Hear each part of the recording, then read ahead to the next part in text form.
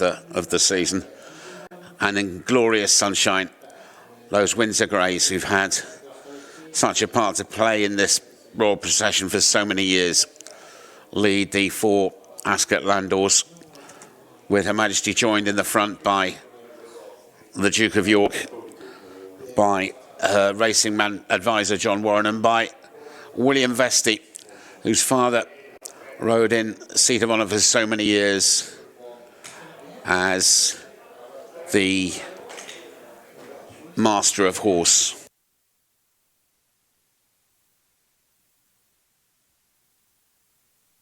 Great cheers from this huge crowd as the carriages make their way.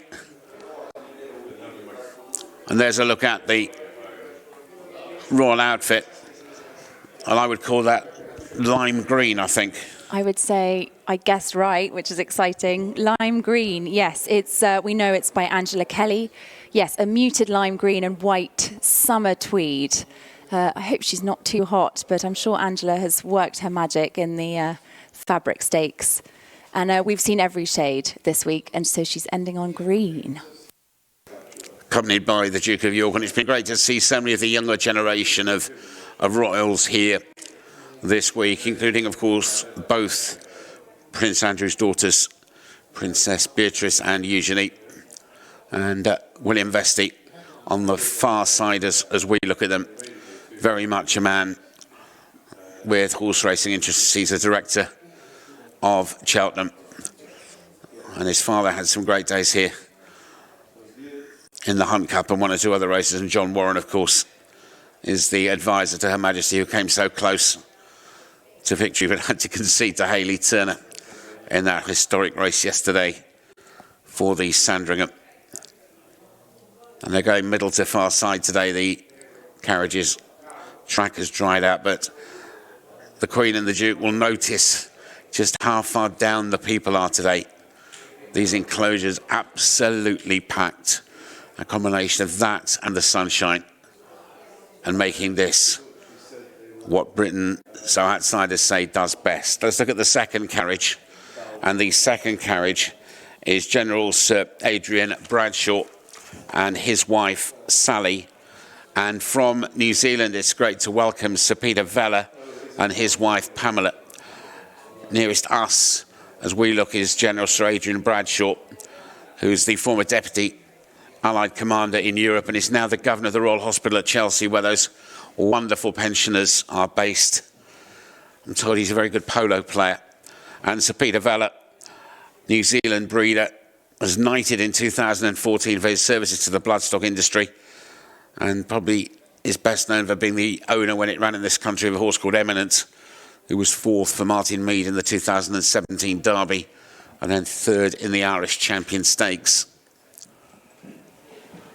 The third carriage contains a man who's already had a 2019 he'll never forget before even this day, namely jumps trainer Ben Case, who saddled Croco Bay to win at the Cheltenham Festival for his first ever win at Jump Racing's Olympics. He's accompanied by his wife Sarah, and also Clive and Pippa Webb-Carter. Clive Webb-Carter is known as one of the best pedigree analysts around. He works with David Redvers and the Kipco team. It's Ben Case in the glasses, nearest to us. Lunch followed by the straight mile. He's used to 3 and 4 mile races, but today, for Ben, a chance to enjoy. He used to work with Arthur Moore in Ireland, and also had a spell with Oliver Sherwood, and spent considerable time in the racing industry in Dubai as well. Trains in Warwickshire. And the fourth carriage, I mentioned about the connections with Australia and New Zealand. We've got somebody who represents both here, Chris Waller and his wife Stephanie. Chris Waller, of course, the trainer of the legendary Winx, who retired after those 25 Group 1s, and earlier today actually set a new record of 18 Group 1 winners in an Australian season when Invincibella won the Tats Tiara at Eagle Farm. Trainer wasn't available for quote, he was on the other side of the world, quite literally. And with him as well, Lady Alexandra Etherington and her husband Mark, who was actually born in Newmarket. Lady Alexandra is the second cousin once removed to Her Majesty, and also the great-great-granddaughter of King Edward VII. So you've had a look at all of them, and they really are so complimentary of the weather, aren't they, these outfits? Yeah. I mean, today was a day to embrace fashion at its highest possible, champion every kind of fashion and colour under the sun. And what I would just notice is where most people have opted for pastels or, Queen has chosen lime green, and I really have not seen that colour around the course. So somehow she seems to stand out in more ways than the most obvious. And it's beautifully crafted by Angela Kelly. We've seen Stuart Parvin, Angela Kelly, Rachel Trevor Morgan this week, her favourite designers, really showing off the technical details as dressmakers and as milliners. And they have just used the most beautiful details for her pieces that make her shine in every way. And what a sight to be sent round the world, because there are people here from all the way around the world, and many of them come to support the horses because we've got a really international lineup for the feature. The Diamond Jubilee a little bit later on.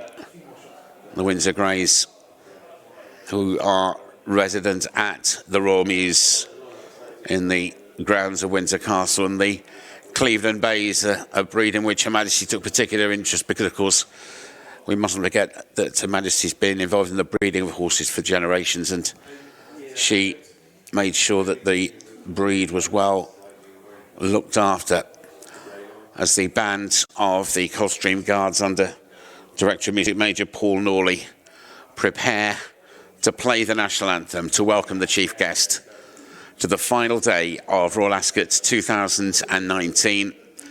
And as you see from those scenes, the village enclosure here is absolutely packed, open for 3 days. The newest enclosure at Ascot, and has been a huge success.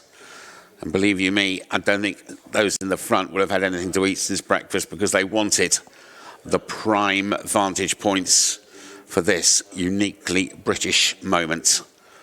It is the royal procession on the final day. And the Queen will present the trophy after the Diamond Jubilee, and if it's all sorted by then, also present to the leading jockey. And shortly, the national anthem will be played.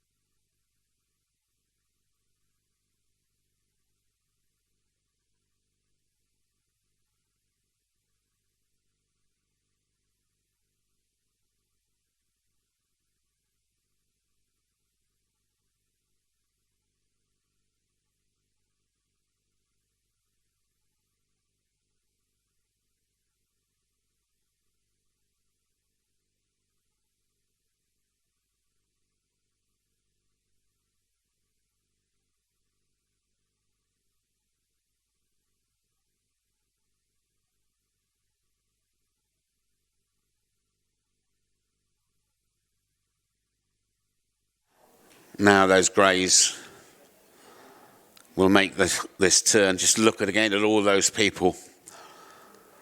Certainly the crowd's as big watching this as I've seen all week. Even though so many also looking down. You can look down from about the 5th floor down on this enormous, it is an amphitheatre, as the Windsor Greys now reach the destination, namely the winner's enclosure, as Johnny Weatherby, the representative of the Queen here, waits with others to greet her. And I know it's a popular thing that they've done. They've also moved so that they can take the long road round, so more people can get what is a wonderfully special sight. The pageantry, and there again another look at that brooch. Such a poignant part of the day, whether you come for the racing, the fashion, the champagne or a good lunch. No one has missed this. They are out in force today, and that outfit is just shining in the June sunshine. It's absolutely beautiful, and for a lady that has to get her outfit right every day of Royal Ascot, she's chosen every shade of the rainbow, and I just love this one. Yeah, the grey yesterday I think was even more special in some ways, but everybody just loving every minute of this. I think the phone companies in the next few minutes will think it's bonanza time as these pictures go all the way around the world, because this is something uniquely Ascot. This is a moment where Ascot really is like nowhere else. And in the other landors, must be a particular moment when you do it for the very first time. Now the footmen disembark. Johnny Weatherby joined in the welcoming party by Sir Francis Brooke, who during the winter took over from Mr. Weatherby as the chairman of Ascot. And those Windsor Greys, they really are so special, aren't they? They really are. They just top off this amazing pageant of an occasion. It really is such a spectacle, and I think so open to old and young and loved by old and young. It's a universally appealing day, and I love it for that. It's very special as part of the British summer season. This is one event for which the word unique was created, and there you see the Cleveland Bays. They'll go back to the Royal Mews. Their week's work done, but there'll be plenty more to do